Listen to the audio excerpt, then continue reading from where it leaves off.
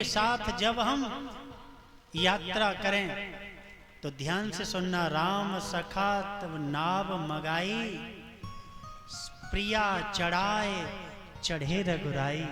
जब हम यात्रा में सफर कर रहे हों, अपनी पत्नी के साथ हों और किसी वाहन में, ट्रेन में, बस में, प्लेन में आदि में बैठना चाहते हों, तो सबसे पहले अपनी पत्नी को उसमें आरूढ़ करिए, तब आप पीछे से प्रवेश करिए। ये राम कथा सिखाती है। ये जीवन हमें कैसे जीना है, ये राम कथा सिखाती है। इसलिए हमें राम कथा का आश्रय लेना पड़ेगा। इसलिए जीवन को सुखमय बनाने का एकमात्र साधन है राम कथा। इसलिए राम कथा से जुड़ना चाहिए। आइए हम सब लोग राम कथा की इस पावन सन्निधि से जुड़ें। राम कथा को इस पृथ्वी पर रचने वाले बड़े बड़े कवि हुए, लेकिन सबसे पहले इस पृथ्वी पर इस रचना करने वाले सबसे आदि जो रचनाकार हैं वो कौन है? बोले हमारे भगवान भोलेनाथ हैं। रच महेश निज मानस राखा, पायो सुसमय से बासन भाषा। बोले ये पहली बार सबसे पहले रचना राम कथा की किसने करी? बोले सबसे पहले रचना भगवान शिव जी ने करी। तो राम कथा के आदि रचनाकार कौन है? बोले भगवान भोलेनाथ, जिन्होंने रचना करके कहाँ रखा? बोले हृदय में रखा। ध्यान से सुनना। जो सबसे उत्तम चीज होती है, जो सबसे बढ़िया चीज होती है, जो सबसे बढ़िया बात होती है, लोग उसे दिल में रखते हैं। लोग उसे दिल में रखते हैं। इसलिए राम कथा तो भगवान भोलेनाथ के लिए तो अमूल्य रत्न है। इसलिए उन्होंने रचना करके इसको अपने हृदय में रखा।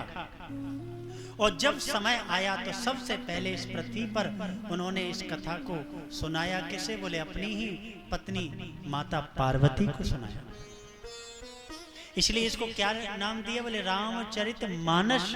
ये मनुष्य मन में, हृदय में राखी गई थी, इसलिए इसका नाम मानस पड़ा। उसके बाद वाल्मीकि जी ने गाया, कण्व जी ने गाया, याज्ञवल्क्य जी ने गाया, न जाने कितने कितनों ने गाया। फिर उसके बाद कलयुग के एक महान आदि कवि संत हुए, जिनको वाल्मीकि का ही अवतार मानते हैं, पूज्यपाद गोस्वामी तुलसीदास जी महाराज, जिन्होंने इस कथा को बड़े सरल भाव से लिखा। जरा गौर से सुनिएगा। ये कथा सबसे पहले रची गई तो संस्कृत में रची गई, और संस्कृत भाषा देववाणी भाषा है, इसलिए उस भाषा में लिखी। लेकिन ये सर्वसामान्य नहीं हुई। फिर उन्होंने, गोस्वामी बाबा ने इसको हम सब सामान्य जनों की भाषा में ही लिखा है। और जब सर्व सामान्य की भाषा में लिखा गया तो एक हल चलाने वाला व्यक्ति भी इसको पढ़ लेता है। और एक बड़ी विचित्र बात है रामचरितमानस के साथ। बोले क्या? बोले रामचरितमानस बड़े बड़े विद्वान लोगों के लिए तो बहुत कठिन है, और अनपढ़ और अज्ञानी लोगों के लिए ये अत्यंत सरल है। उनके लिए कोई माथा पच्ची करने की जरूरत ना है, लेकिन विद्वान लोगों के लिए पूरा दर्शन है, बड़ी फिलॉसफी है, इसको समझना बड़ा कठिन है। सर्वसामान्य भाषा में लिखा हो। ध्यान से सुनना। कभी कभी बिगड़े लोगों पर भी जब राम जी की कृपा हो जावे तो वे भी अलौकिक व्यक्ति बन जाते हैं। मूकं करोति वाचालं पंगुमलंघयते गिरिं, यत्कृपातमहं वन्दे परमानंद माधव। जिस पर प्रभु की कृपा हो जाए तो गूंगा भी बोलने लगता है। अज्ञानी व्यक्ति बहुत बड़ा विवेकवान विद्वान बन जाता है।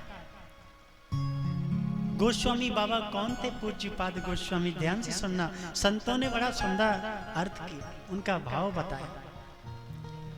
कहते हैं गोस्वामी बाबा तो पत्नी के प्रेम में इतने पागल थे कि वे शाम को आकर जब तक पत्नी के पास बैठकर उनको देख न लें, दो चार बातें न कर लें, तब तक चैन नहीं पड़ता था। और कहते हैं एक दिन उनकी पत्नी मायके चली गई और शाम को जब लौट करके पूज्यपाद गोस्वामी बाबा आए तो पत्नी नहीं मिली। तो उनके प्रेम में इतने पागल थे कि वो दौड़ पड़े पत्नी से मिलने के लिए, अपनी ससुराल चल दी। शाम हो चुकी थी, मार्ग में एक नदी पड़ गई। सोचे नदी को पार कैसे करूंगा। ये संतों की वाणी, संत कहते हैं कि कोई मुर्दा बहा हुआ जा रहा था, उसी पर सोचा कि ये नाव है, उसी पर बैठ करके वो नदी को पार कर गए। मेरी पत्नी मेरे को कितना प्रेम करती है, नाव भेज दी, उसी पर बैठ करके पार हो गए। ससुराल में जब घर पहुंचे हैं, अंधेरा छा गया, द्वार बंद हो चुके थे, कैसे प्रवेश करें। एक बड़ा विकराल काला सर्प लटक रहा था ना। सोचा पत्नी मेरे को कितना प्रेम करती है, ये रस्सी डाल दी है, दरवाजा बंद है, तो इस पर पकड़ के चढ़ाना। रस्सी समझ करके वो सर्प को पकड़कर अट्टालिका पे चढ़कर और अपनी पत्नी रत्नावली के कक्ष में पहुंचे। जरा गौर से सुनना। और रत्नावली के एक वचन ने गोस्वामी को स्वामी बना दिया, तुलसीदास बना दिया, रघुनाथ का दास बना दिया। दौड़ करके पत्नी के कक्ष में वो थे, पहुंचकर कहने लगे, देवी तुम चली आई बिना कुछ कहे, और मुझसे तुम्हारे बिना रहा नहीं गया, मैं भी आ गया। और देखो तुमने रस्सी डाल दी थी ना, मैं उसी को पकड़ के आ गया हूं। पत्नी कहती मैंने कब रस्सी डाली है जी, आपको भ्रम हुआ है। और जाकर देखा तो वो बड़ा भयंकर सांप अभी तक लटका है वहां। पत्नी बोली हे भगवान, अच्छा हुआ कि आपको दशा नहीं, तुमने बड़ी भूल कर दी। नदी इतनी तेज बह रही है, तुम आए कैसे? बोले तूने नाव भेज दी ना, मैं उसी में बैठ करके चला आया। पत्नी को दोष हो, दुख हो गया, तुम्हें जरा भी लज्जा नहीं आई। तुम मेरे प्रेम में इतने पागल हो गए हो कि तुमने अपने घर और मेरे घर परिवार की मर्यादाओं को भी ध्यान में नहीं रखा, उन्हें भी भूल गए और मुझे देखने चले आए। मुझे ये हड्डियों का बना हुआ शरीर, ये मांस इस पर चढ़ा हुआ, खाल से बना हुआ पतला, इसको देखने आए हो तुम। अस्थि चर्ममय देह यहो, तासों ऐसी प्रीत, नेक जो होती रघुनाथ से, तो क्यों होती भवभीत, क्यों होती भवभीत। ये मेरे हड्डी और मांस मज्जा से बना हुआ ये मलमूत्र का पिटारा, उसको देखने के लिए उससे इतनी प्रीत, इतना प्रेम तुमने किया। अरे थोड़ा भी तुम राम से कर लेते तो ये भव सागर का भय मिट जाता, जीवन का ये आवागमन का कुचक्र मिट जाता तुम्हारा। तुम्हारी बुद्धि इतनी निम्न हो गई है। ध्यान से सुनना, पूज्यपाद गोस्वामी बाबा आंखें खोले स्तब्ध खड़े रह गए। वे समझ नहीं पा रहे कि मैं क्या बोलूं। उनका हृदय पिघल गया। ध्यान से सुनना, जब हृदय पिघलता है तो पिघले हुए हृदय की अनुभूति बस आंखें बयां करती हैं। आंखों से निकलता है पिघलापन, आंखों से अश्रु बह पड़े। कुछ सोच नहीं पा रहे मैं क्या करूं। आज उनकी आंखें खुल गई, हाथ जोड़ लिए, घुटनों के बल पत्नी रत्नावली के सम्मुख बैठ गए और कहा, देवी आज तुमने मेरी आंखें खोल दी। मेरे इस ज्ञान के चक्षुओं पर जो अज्ञानता का पर्दा पड़ा था, हे देवी आज तुमने उन्हें हटा दिया। मैं धन्य हो गया और मैं तो आज प्रभु से प्रार्थना करता हूं कि ऐसी पत्नी तो सबको दे जो ज्ञान के चक्षुओं पर पड़ा हुआ अज्ञानता का काला पर्दा हटा दे और उसे भी ज्ञान की राह दिखा दे। तुम धन्य हो, मेरे लिए आज तुम गुरु हो, तुमसे बढ़कर कोई हो नहीं सकता। हे देवी आज मेरा तुम्हारे साथ ये अंतिम मिलन है। बस मैं निहाल हो गया। वहीं पर जिस जगह पर रत्नावली खड़ी, पूज्यपाद गोस्वामी बाबा ने उस जगह की धूल को अपने मस्तक पे लगाया, बार बार रत्नावली को ध्यान करते हुए, अपने राम जी को याद करते हुए। उसी दिन उसी क्षण फिर नहीं देखी कि रात नहीं है, फिर नहीं देखी कि वर्षा हो रही है, फिर नहीं देखी कि मौसम खराब है। वे उस घर से चल दिए और कहां जाना है, क्या खाना है, किससे मिलना है, ये परवाह नहीं, बस केवल चले जा रहे। तुम ही में ये जीवन जिए जा रहा हूं, तुम ही में ये जीवन जिए जा रहा हूं, तुम ही में जीवन जिए जा रहा हूं,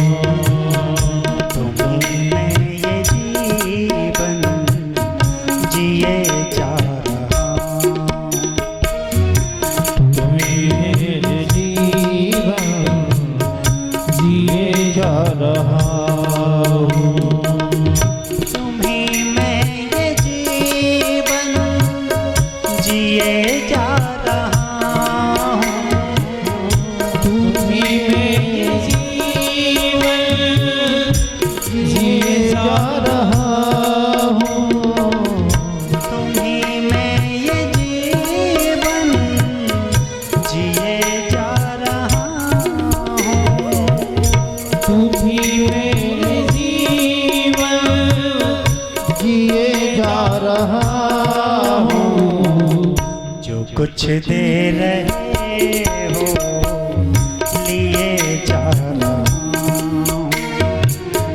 हूं, कुछ दे रहे हो लिए जा रहा हूं। हरि बोल, जय हो।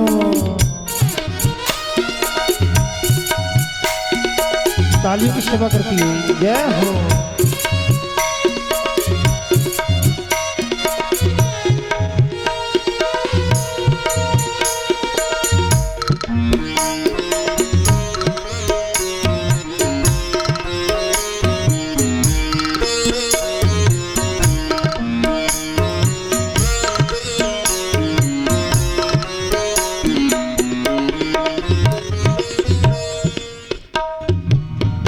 गोस्वामी पूज्यपाद तुलसीदास जी महाराज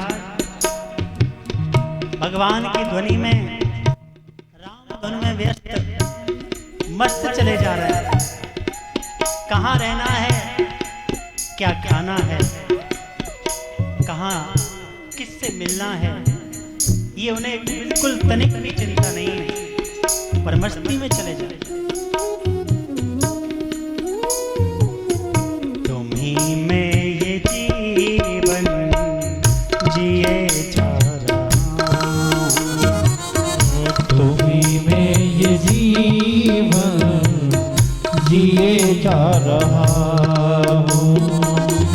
तुम्हीं से चला करती प्राणों की धड़कन, तुम्हीं से चला करती प्राणों की धड़कन, तुम्हीं से चला करती प्राणों की धड़कन, तुम्हीं से चला करती प्राणों की धड़कन, तुम्हीं से सजे तन अहंकार तन मन, तुम्हीं से सजे तन अहंकार तन मन, तुम्हीं में ये दर्शन किए जा रहा हूं, तुम्हीं में ये दर्शन किए जा रहा हूँ। जो कुछ दे रहे हो, जो कुछ दे रहे हो, लिए जा रहा हूं, तुम्हीं में ये जीवन जिए जा रहा हूं। तुम्हीं में ये जीवन जिए जा हरि रहा बोल। हूँ। जय हो। हरि बोल।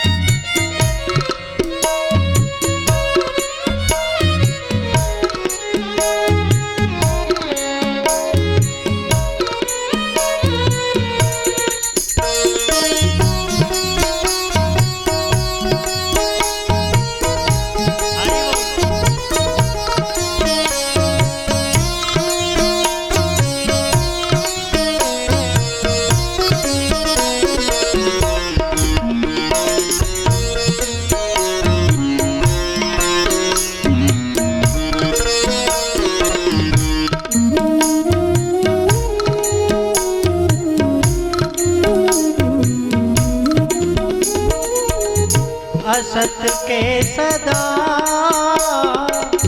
से हो तुम्हीं सत, असत के सदा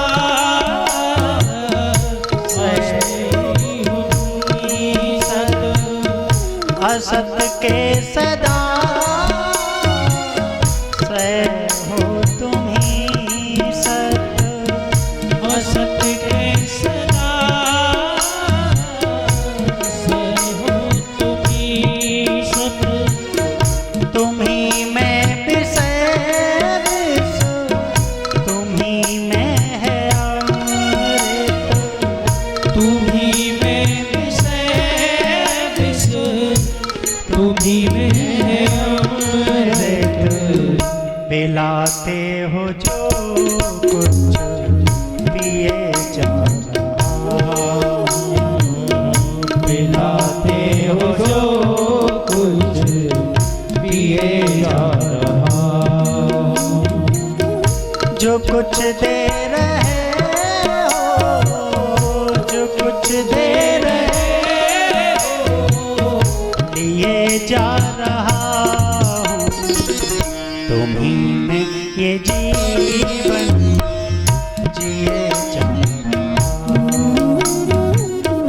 तुम्हीं में ये जीवन जिए जा रहा हूँ। तुम्हीं में ये जीवन जिए जा रहा हूं,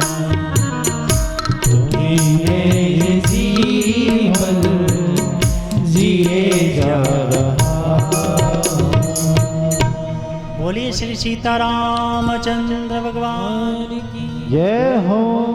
अपनी धुन में मस्त पूज्य पाद गोस्वामी बाबा चले जा रहे हैं और ध्यान से सुनना। काशी में आ गया, बहुत दिन काशी में रहे, गंगा के तट पर। कुछ दिन चित्रकूट में रहे, मंदाकिनी के तट पर।